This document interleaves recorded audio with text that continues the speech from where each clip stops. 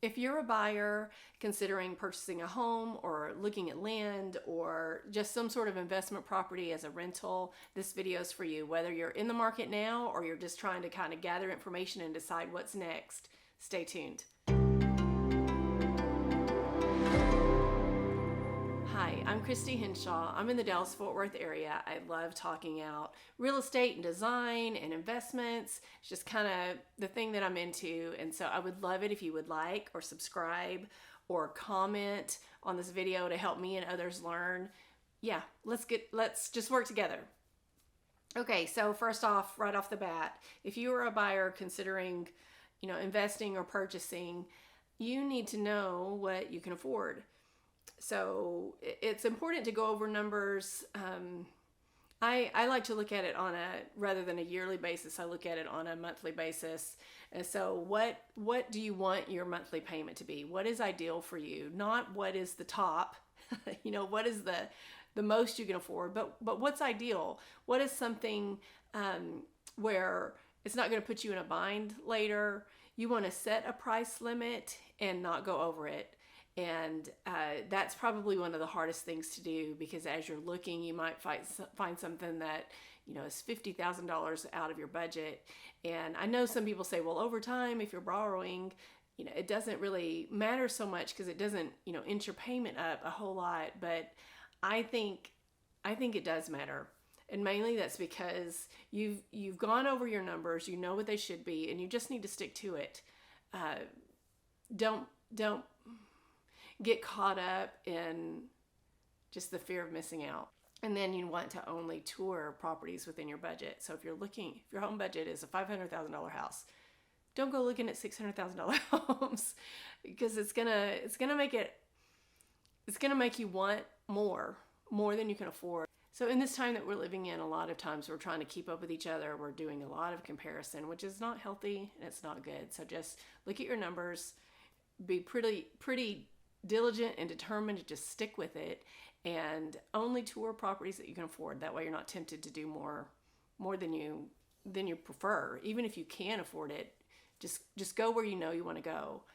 And keep in mind that circumstances can change for you quickly. So as you're looking at that monthly budget and what you want a payment to be, and this is for people who are needing to borrow and they're not cash buyers, what can you afford to keep you in your home if something were to happen, such as like a job loss or illness?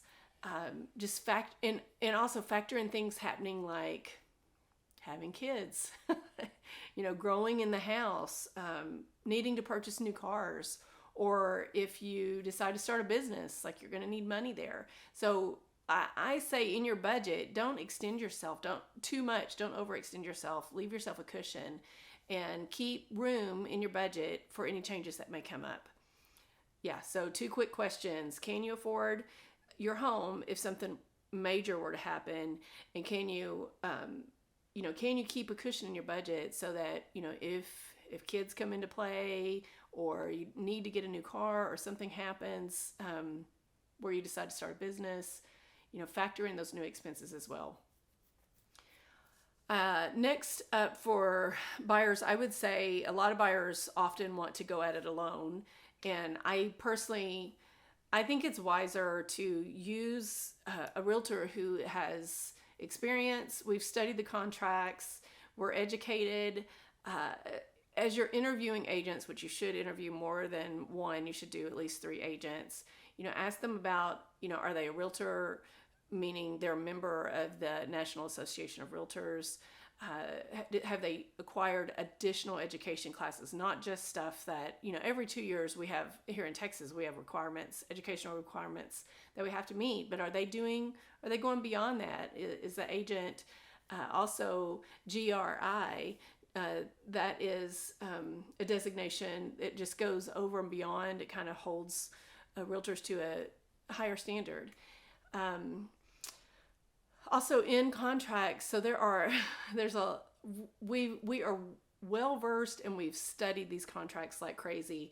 And the biggest thing I would say with contracts are dates. So there are very timely dates that as a buyer and a seller you have to meet. And realtors just kind of, I know for me, I have this track list that when something goes under contract, I go over that contract, and I put my list together of when dates are due, when things are due, specific dates.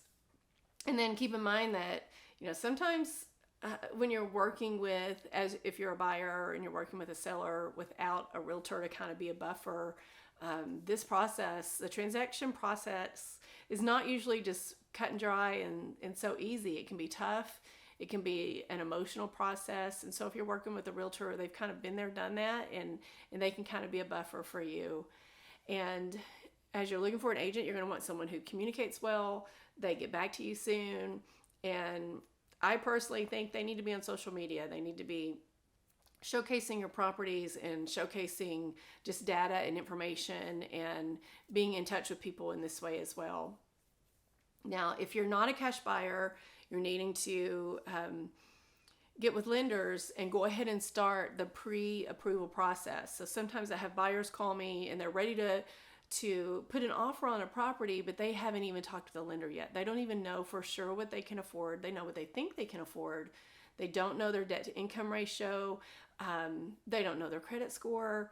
And they'll say, well, I got this pre-qualification letter online, but that is very different than a pre-approval letter. So a pre-qual is just a lender just kind of quickly looked over your numbers that you provided. They haven't really verified everything. And a pre-approval means you've started that process and you're kind of good to go.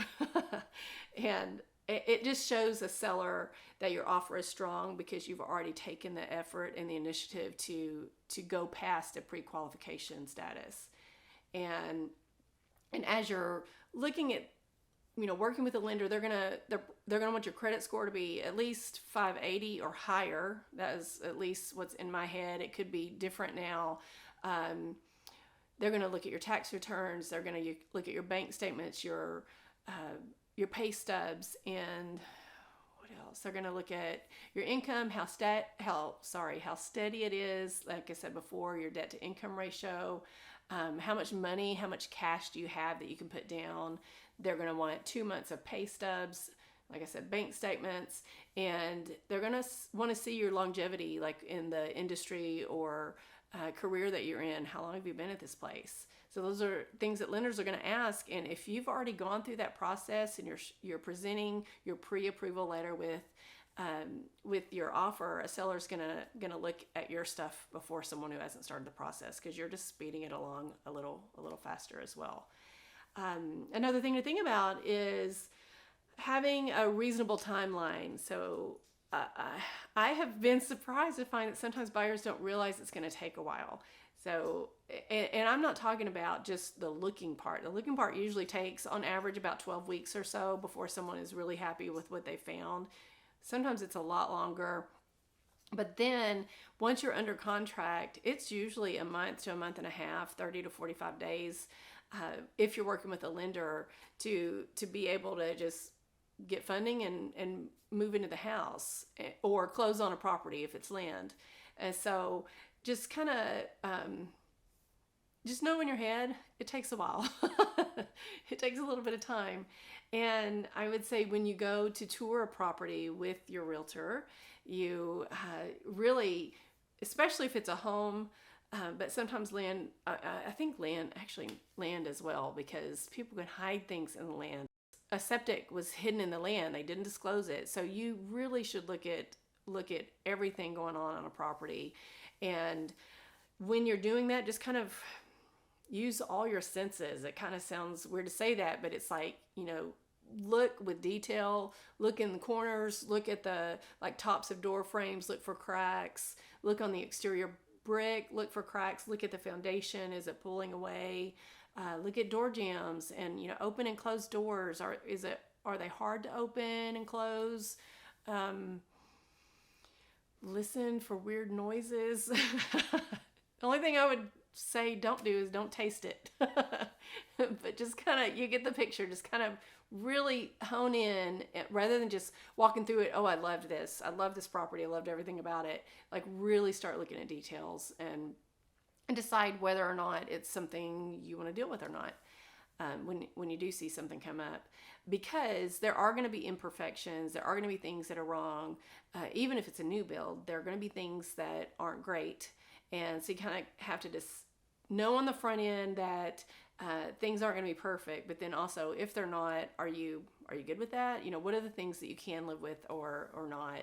And then lastly, I would just say, if you're working with a realtor, ask them to, kind of go over fees of what to expect at title. A lot of this stuff is negotiable, but just kind of it's more than just the purchase price. So talk to your realtor who can let you talk with title about what sort of fees to expect. And most realtors have lists, long list of here are all the fees. And so they can kind of give you a guess of where you're going to end up once it's all said and done. So there you have it. If you have questions, please comment below. If you would, again, like this video, and please subscribe. I'm a new channel. I would love your help to help me push this out. And I hope you have a great week. I'll talk to you later.